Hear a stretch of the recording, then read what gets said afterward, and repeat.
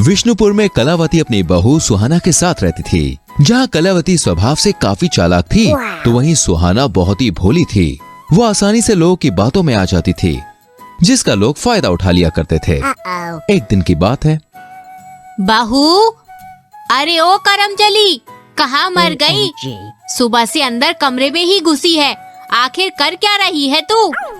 माँ जी, आज मेरी थोड़ी तबीयत खराब है, इसलिए मैं कमरे में आराम कर रही थी। ये तो बस काम से बचने का बहाना है, लेकिन बहू मैं भी तेरी सास हूँ। मुझे सब पता है तुझे काम पर कैसे लगाना है मुझे। बहू, मेरा सर दर्द से फटा जा रहा है और घर का सारा काम भी पड़ा है। माँ जी, लाइए, पहले मैं आपके सर में बाम लगा दूं, फिर काम कर लूंगी। अरे बहू, तेरी तबीयत ठीक नहीं है, तू जाके आराम कर। मैं बुढ़िया कैसे भी धीरे धीरे सारा काम कर लूंगी। मम्मी जी, इस उम्र में और ऐसी हालत में आप काम करें, ये शोभा नहीं देता। आप टेंशन न लो, मैं कर लूंगी। अच्छा बहू, जब तू इतना कह ही रही है तो ले सर में बाम लगा ही दे और काम भी कर ले। वैसे भी इस बुढ़ापे में मुझसे काम नहीं हो पाता। जी माँ जी। देखा कलावती, ये सब तो बहू का एक बहाना था।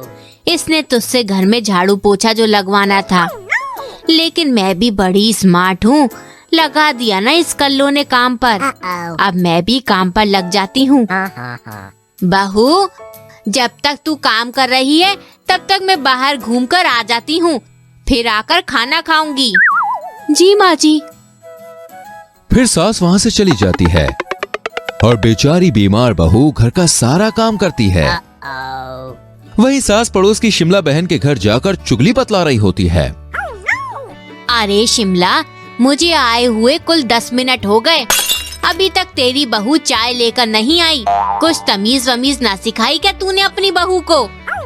अरे धीरे बोल, वो आती ही होगी। तभी रन्नो चाय लेके आती है।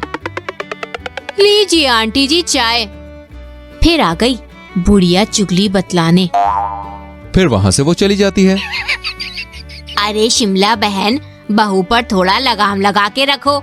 देखा कैसे मुंह बनाकर गई है।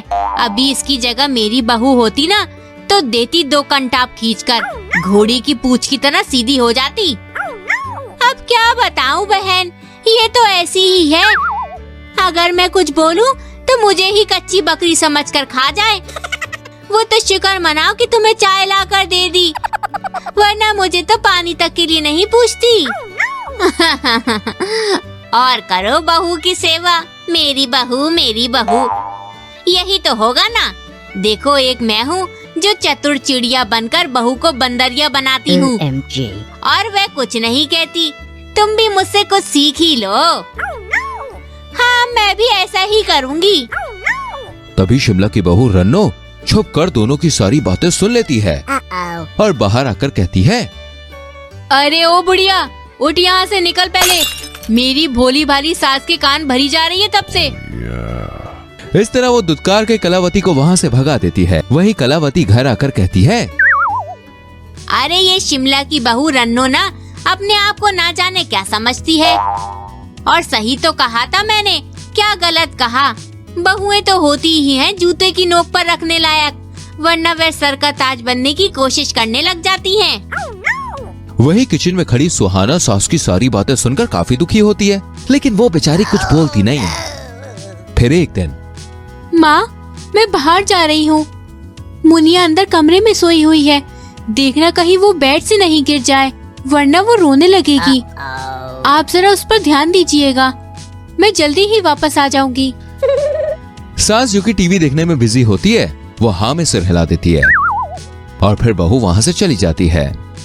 बहू के जाने के बाद, बड़ी आई माँ मुनिया को देखते रहना। या खुद की औलाद तो संभाल नहीं पा रही है, इसलिए मेरे मत्थे छोड़कर चली गई। गिरती है तो गिरे, मुझे क्या। सास फिर से सीरियल देखने लगती है। वहाँ कुछ देर बैठ जाती है और मुनिया नींद में बेड से गिरकर रोने लगती है। जिसका सास पर कोई भी असर नहीं होता। तभी वहाँ सुहाना आ जाती है। माँ, आपको दिखाई नहीं देता क्या? बच्ची जमीन पर पड़ी रो रही है और अब टीवी में बिजी हो। क्यों रे कलमोही, ज्यादा आवाज ऊंची हो रही है तेरी। बच्ची गिर गई तो मेरी क्या गलती है? अब तो चुप हो गई ना, चल अब जा यहाँ से। फिर बहू बिना एक शब्द बोले वहाँ से चली जाती है। इसके बाद बहू सास से बात तो करती है, लेकिन सिर्फ काम से, और बस सास की जरूरतों का ख्याल रखती है। फिर एक दिन रन्नो सुहाना के घर आती है। अरे सुहाना, थोड़ी सी चाय पत्ती मिलेगी? हाँ जी, आओ ना, मैं अभी लेकर आती हूँ अंदर से। फिर बहू कुछ देर में चाय पत्ती लेके आ जाती है। ये लो चाय पत्ती। शुक्रिया। वैसे तुम अपनी सास को कैसे मैनेज करती हो यार? क्यों, क्या हुआ? कुछ नहीं, मेरी सास को आकर बहुओं को कैसे जूते की नोक पर रखना है इसका ज्ञान देती रहती है। और तो और ये भी कह रही थी कि एक मेरी बहू को देख लो, कैसे घोड़ी की पूंछ की तरह सीधी करके रखती हूँ मैं। खुद के लिए पड़ोसियों से अपनी सास द्वारा इस तरह की बातें कहे जाने पर सुहाना को ये सब सुनकर काफी ज्यादा बुरा लगता है। बहन जरा बचकर रहना अपनी सास से। अब मैं चलती हूँ। फिर शाम के समय, अरे ओ कलमुही करमजली, कहाँ मर गई? मुई जरा एक गिलास पानी तो पिला दे। आज तो बोल बोल कर सास ही फूल गई मेरी। बहू जो कि अब तक गऊ की तरह शांत और सीधी होती है, वो अचानक ही काली का अवतार धारण कर लेती है और कहती है, कलमुही करमजली होगी तू बुढ़िया। आज के बाद अगर तूने मुझे इन सब नाम से बुलाया ना, तो देख मैं तेरी जुबान ही खींच लूंगी। सास बहू की धमकी भरी बातें सुनकर डर जाती है और बहू से कुछ नहीं कहती। वो वहाँ से चली जाती है। फिर बहू सास से और सास बहू से काफी कटी कटी रहने लगती है और सुहाना कलावती की कोई बात नहीं मानती और बहस करने लगती है। फिर एक दिन, बहू सुनना, मेरी कमर में काफी दर्द है, जरा मूव लगाकर मालिश कर देना। बुढ़िया, मैं क्यों तेरे कमर की मालिश करूं? मोहल्ले भर में मूव करके मेरी बुराई करो ना, कमर दर्द तो अपने आप ही गायब हो जाएगा। बहू की बातें सुनकर सास समझ जाती है कि बहू क्यों सास से खफा है और वो कहती है, बहू मुझे माफ कर दे, तू इतनी अच्छी है, फिर भी मैं मोहल्ले भर में तेरी बुराइयां कर रही थी और मैंने तेरे साथ बहुत बुरा बर्ताव किया है। Oh my God. बहू जो कि अब भी चुप थी। बहू कुछ कहना इस बात पर?